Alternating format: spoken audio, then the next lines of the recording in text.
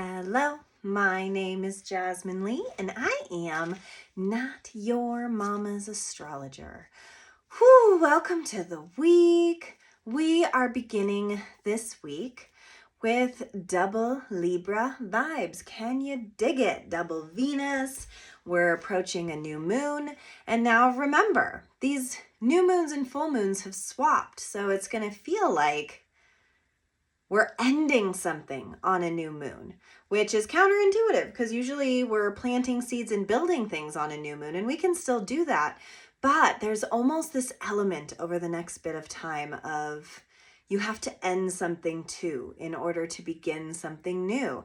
And in that way, and especially with fall season upon us, these little deaths, these little parts of us that are needing to be hung up, so that we can invite in something new. That now we're starting our moon cycles full with a full moon, and we're dripping out to what I like to think of is, the process of boiling something into its finer purposes, making it its most potent version of self. I think that that's what the potential is for these new moon cycles, is that we can become the very boiled down, most important, succulent version of ourselves. Can you feel that? So Monday, the moon's in Libra, and then Tuesday, we're going to have a new moon in Libra. So if we were concocting the finest version of our Libran selves, we're looking into relationships. We're looking into how we're relating. We're ending Libra season with, how did you relate? How did that go for you? How did relating go for you? How did transferring energy between your source and other sources, how did that go for you? And then thinking about how we can do it better, how we can innovate it, how we can change it, how we can have the really important conversations so that whatever it is that is connecting us can stay tethered in the healthiest way possible. So it's almost like Monday is going to feel like an end of the week feeling, even though we're beginning the week.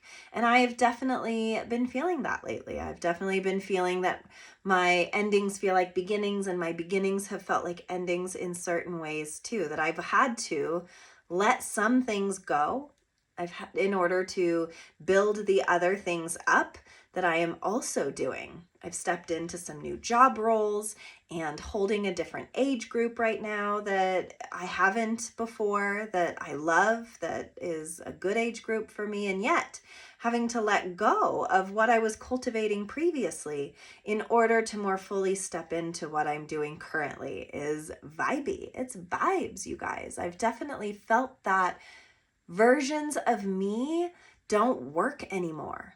And I hate that for me.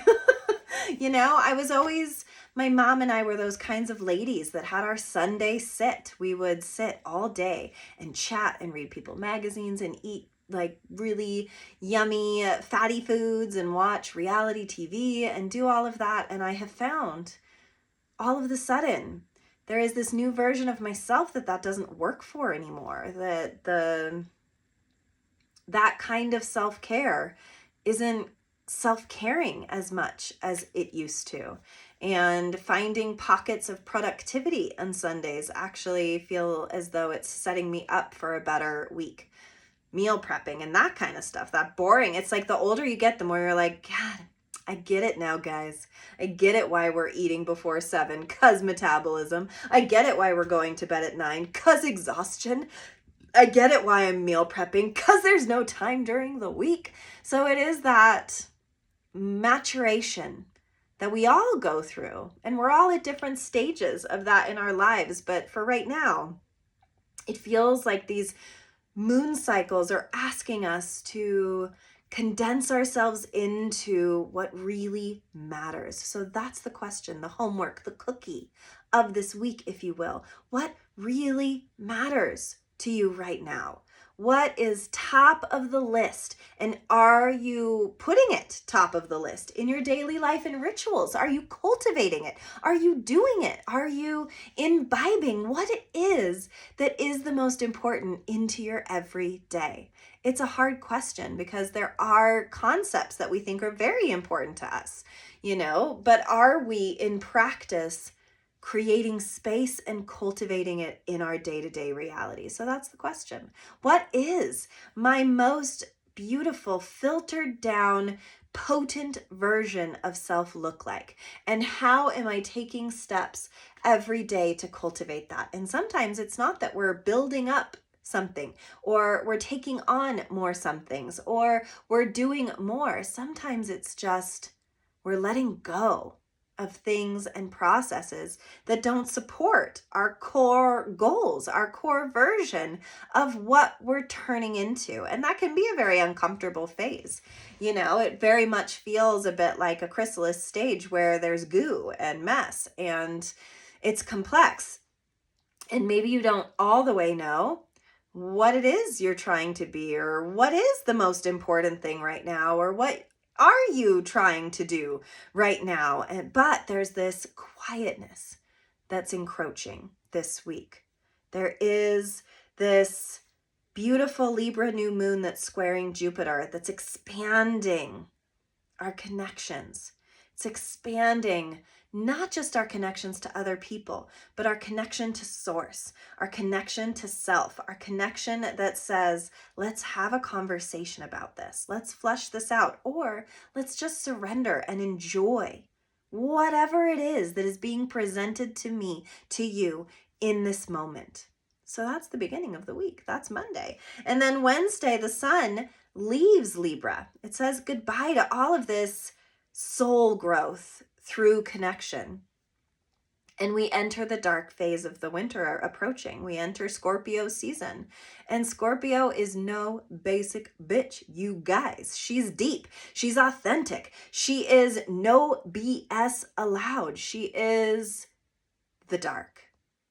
She is the scary.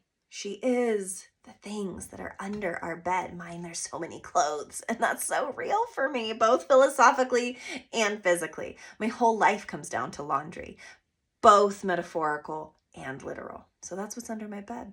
And Scorpio says, when you have so much buildup, when you have so many stories, when you have so much other things going on, how can you understand truly what's really going on? So there becomes the Persephone moment where we must travel into the underworld. And seasonally, that's what we're gearing up to do. And so oftentimes emotionally, we match that energy. So things get quiet. So we go home earlier. This is a week to say no to a lot of extracurricular activities, because the silence and the moment and the intake of breath needs a place to exhale. So making sure that there are quiet moments, making sure that there are moments for deep breaths and candlelight and blankets and cute little kitty cats and moments of divine silence so that you can hear your inner voice instead of your outer one. Home Slice over here has a big problem with that. I am an auditory processor. I have to narrate everything. I imagine my old lady self with cats is going to be quite embarrassing, because we'll be fully dialoguing by then. Okay, I tell them, who's your good boy now? But imagine when I'm old, we're going to be like chatting. And like, I'm going to make them answer or something. Anyway, all's to say, I digress, that it's time to have those deeper conversations with self, because when the sun moves into Scorpio, it is a time to get righteous, to get authentic, to get deeper, and to want that from everything else that you're doing. All of the things that are feeling basic, all of the things that are feeling not true to self, all of the things that are feeling not real to you in that moment is going to be harder to slog through. So pay attention to the things that don't feel true to yourself in your day-to-day life, in your work life, in your home life, in your social life. What's the fake shit that could just get cut away and put aside for a little bit? So we have that going on. And then also at the same time, Neptune's been in retrograde and it went into Aries for a little while back in March, and now is retrograded back into Pisces. So what shifted for you in March that now needs a review? Because Neptune in Pisces is very dreamy. It's very unquantifiable. And so what's interesting is in these darker times, in the scorpionic phase with Neptune retrograde in Pisces, there is our dream space becoming more profound. There is our gut instincts developing in a deeper, quicker way. There is the shh, but just listen for a minute that takes over. Sometimes when we're in conversation, we forget to listen.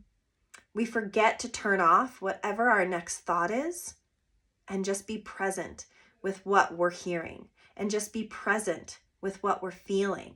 Presence is what this demands, because certainly clarity isn't going to be widely available. This is going to be more vibes, okay? This is more like bubble, bubble, toil and trouble. It's more spell work. It's more what we can't touch or activate physically. It's more metaphysical over this period of time. And if you like that stuff, this girl does. It's a great time to stir your cauldron. It's a great time to add things to your broth. It's a great time to really feel into how your energy has blocked your next path steps or has guided you along it. And sometimes when we're quiet, solutions show themselves. Sometimes when we're quiet, all of the sudden, this new version of ourselves becomes accessible that is really just unquantifiably good. And you can get hints of what all of this is meaning for you by what you were starting to feel in March when Neptune was leaving Pisces and going into Aries, because Aries wants to do some stuff. Aries wants to take our dreams and do it. And so maybe some stuff got done. And you've set it off on kind of a new path, but now it's back into Pisces and it feels a little untouchable again. It feels a little confusing again. It feels a little, oh my gosh, what did I get myself into? Or, oh my gosh, I feel like I'm at this threshold and I don't even understand it. And I don't even understand what I'm supposed to be doing right now. And that's great. That's excellent. I love that for us, because I don't want us to always understand. Because what makes the universe beautiful is our ability to trust it, is our ability to just do it. I'm main lesson teaching for the first time in 7th grade for 8 weeks. I'm teaching biology right now. Boy, was it not on my bingo card, you guys. Boy, was the notion of holding a middle school class and speaking to science not something that I ever thought I'd be doing this year, as I had embarked at the beginning of the school year in 1st grade. We were doing like straight lines and curved lines, y'all. So now we're in this quantum leap with my own brain of stuffing my brain full of cell theory and stuffing my heart full of hormones and puberty and that kind of stuff. And I'll tell you, I can feel it moving me. I can feel it shaping me. I can feel it scaring me. And the lean into trust, the lean into the universe put me, quite literally, took my body and put me in a new path where I'm like, why isn't it astrology? Why isn't my astrology taking off? Why isn't this the thing that I felt I had been manifesting all along? Why isn't that what I get? Where's the cookie? Where's the star cookie that I have been baking for so long? And then my soul has to say, shh. You don't get to decide when certain doors unlock or open. Your only job is to walk through the door that opens for you. And this was a big, beautiful, glowing door. And maybe in my perception currently, it feels like a harder door. It feels like a soul-changing door in a way that I never asked for. Maybe it's the thing that's going to change the trajectory of everything. It most certainly is. And I could do one of two things. I could have said no and just stayed where I was, or I can say yes and accept the change that is, my habits are changing now. What I do on the weekend has to change now. What I'm holding emotionally has to change now. How I'm parenting has to change now. Every part of me is going through a change. And this Neptune cycle of going retrograding back into Pisces is asking us to dig back into our dreams and think about, What are the smaller aspects of what our ask was that is now here present and alive for us today? So it's kind of some heady stuff to start the week, but then we get to end with the sun making this square to Pluto. So it's like, yeah, transformation, girl. That's it. That's what it is. You're transforming whether you want to or not. So you might as well get on the train. Best to be on the train than to walk near the train and get run over by its tires, or, those what people used to ride the trains and they'd fall off and break their legs or something. You don't want any of that. You just got to get on the train. You just got to trust it. You got to trust in directions that come when you just say yes, especially when the yes is so pervasive and so needed. So I don't know if anything new and crazy is going on in your life. I'd love to hear about it if it is. Because if it is something that feels like it is out of left field, indeed it is not. Indeed, there is an alignment. There is an energy that we place ourselves in that attracts certain things. And sometimes if something knocks on your door that is a great surprise, you just have to say, my goodness, my psyche was doing something that I had no idea it was doing. And now I'm in this situation or a new relationship or a new job or just a new feeling. Because girls also perimenopausal. How about that? Now we've got flushed cheeks all the time and emotions and joint pain. We get to add sleeplessness. I mean, the gang's all here for transformation. So I can only imagine it's happening to you guys too, because the astrology says it's time to get deep with it. No longer will it work to just kind of want something. No longer will it work to just take baby steps. We have to start walking again. And there's something that I feel like COVID did, which was both good and bad. And COVID slowed us down and halted us for a little while. But I do believe there was a sticky residue that stayed stuck to our shoes that have made it really hard for us to take more steps forward. And so each step has felt like a slog, and I almost feel as though the volume is getting turned back up again, as though finally enough rains have fallen where our shoes have sloughed off the sticky, and we are now able to maybe slide around a little bit more, which can create paradox. It can create confusion, and it can create big change. But the trust that the universe is turning you on for a reason, and to not negate the call to be turned on ever, because we are our own light. We are the ones that choose what we see in the dark. And as we go into these darker times, seasonally speaking, it's an opportunity to find our light and to be the beacon and to inspire ourselves, because the sun ain't gonna do it for us. So Sun squaring Pluto, big transformation, growing pains. Whoops, look at my life now. Holy moly. And then Mercury is going to make a beautiful trine to Jupiter in Saturn. So just as the sun is asking us to transform, Mercury is saying, if we put our thoughts to the right direction, if we put our thoughts on the right shelf, if we put our thoughts towards manifesting good for ourselves, then we can absolutely accomplish good for ourselves. And we get to have a lovely weekend this weekend of having good conversations, of having productive stimuli, of understanding maybe a life's lesson or call that we couldn't understand before. And I think that that's a really great way to end the week, is in good conversations, is in abundance, is in talk of manifesting and talk of what our dreams really are and whether we're in righteous alignment with them. So the card I pulled, is Fork in the Road. We are at a precipice right now, you guys. You can feel it in the political climate. You can feel it in the weather climate. You can feel it in your soul climate, that we are coming to a place of a right turn or a left turn. We're not just walking straight aimless anymore.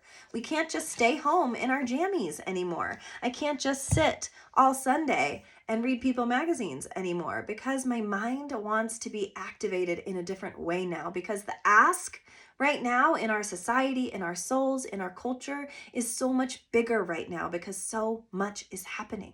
So much is on the threshold of arriving. And once we reach a fork in the road, we have to make a decision. So make sure the decisions you're making are in alignment with what it is you're building, with what it is you want truly for yourself. Because it's not always the easy stuff. It's not always the easy yeses. Sometimes it's the really hard yeses, and then you just have to trust that whatever grows from that hard yes is going to be the thing that creates the joy and the ease later on down the road. But it's like a savings account, right? We got to put the stuff in the bank. We got to do the work. We got to be righteously present. We've got to learn our lessons, because nothing worth having was ever given for free. Nothing worth having, except love, of course, but nothing is ever worth having unless we're working for it, because surely we're working for and towards love all the time. I hope this week feels productive. I hope there is a subtle, quiet call. It could be as subtle as a raven's call in the morning as you're walking to your car that gives you goosebumps, that answers some kind of question inside of yourself that you barely even knew you were asking. Listen to those, the quieter voices at the beginning of the week, and then listen to the door knocks of the end of the week that want to have the big conversations, that want to get righteous with it. So get jiggy with all of it is my advice. Thank you so much for listening. Listen, if you review my page on Apple and you take a screenshot of it and you head on over to @JasmineLeeAstrology on Instagram and send me a screenshot, I will send you a little tarot story about what is going on for you right now. Maybe I could be one of the gentle knocks on your soul door. And I will see you next week.